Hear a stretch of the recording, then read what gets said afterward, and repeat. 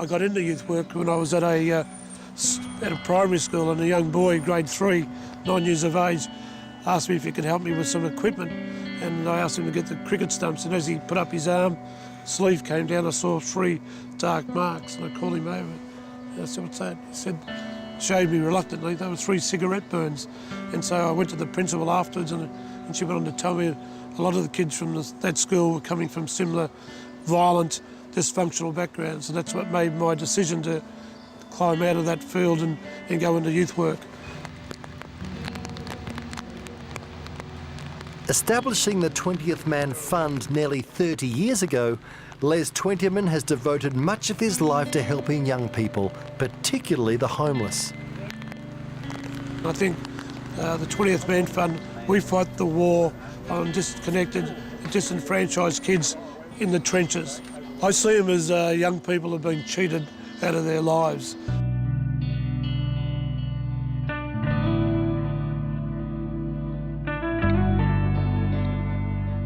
The reality of the streets started when I was about 17, 18, and I was pregnant at the time as well, so it was a lot harder for me than probably what it would be for most people. Most people go into the drug scene because they can't deal with it, really. It's pretty much each day you take it as it comes. You don't know what's going to happen, you don't know if you're even going to survive through the night. Emma's life is now back on track thanks to the crisis care accommodation and support established by 20th Man.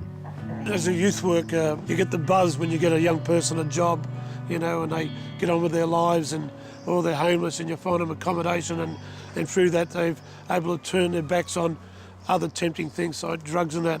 And of course on the other side, you know, I've buried, you know, about 80 odd young people in the past 10 years, 70 from drug overdoses and 10 who have been murdered because of drug debts and things like that. They're just a flock of people who have been given the short straw, and we just try to lengthen that straw. How are you? Yeah, good. Bloody cold, isn't it? Yeah, it's freezing outside. I'm picking up the bread, which we do every day, because a lot of the clients that come into our office at Footscray haven't eaten since yesterday, and they don't have any money. You know, a lot of them are homeless, but it's certainly good for their spirit that they're having something nice. From humble beginnings providing Christmas presents for Melbourne's homeless, the work of the 20th Man Fund has grown substantially over the last 3 decades. We have 150 people who use our office as their mailing address because they're sleeping in squats or couch hopping or whatever. And with that, you know, as I said, comes the issues around food and other necessities in the way of school books and things of that nature. The 20th Man office provides a base for the homeless, somewhere they can seek counselling, see a doctor, get a sense of worth and hopefully get back into society. We're very big at the moment on proactive things like education, where we put something like 12,000 homeless kids through school, 300 through university. You know, we have 43 basketball teams that play every Wednesday and every Saturday. Have a elite sports program where we've got about 11 young people who one day will represent Australia in either soccer or in basketball, going through the World Gym and and things like that. The refuge is primarily for kids who are in crisis and running for their lives in a lot of cases. They have workers around them through Melbourne City Mission who are able to direct them hopefully into longer term accommodation. Basically give them some sort of chance to get back on track. A tireless worker for those who've been knocked about, Les recently suffered his own setback. Les had a terrible time last year with a surgical operation that went horribly wrong, nearly lost his life.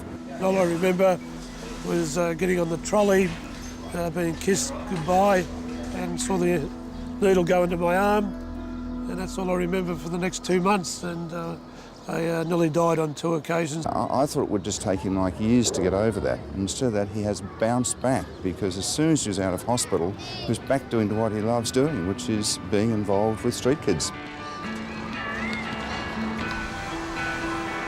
Les came along and actually spoke to all our Year 5, 6 students. They came away having a lot more broader knowledge of what our youth have gone through, and also, I suppose, from 20 years ago up until now, and so there is still a problem on our streets, and they really want to do something about that. We thank you for all your efforts in providing proactive programs around sport, recreation and drama, and taking a real interest in children. Thank you from the Sharkbait team.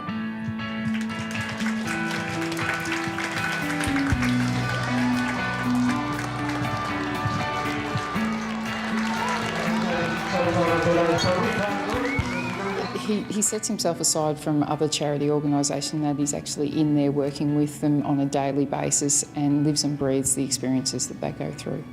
I'm only one soldier in a tidal wave, that's been at almost tsunami type proportions. We really need to be accountable, because I think we're starting to lose a generation of our young people, because of computers, because of poverty, because of polarisation. Les is one of those people, if you ask him to do something, he's always puts his hand up, and is totally driven by his passion for looking after street kids. We owe it to Les for all our hopes, all our dreams to come true, and they do end up coming true.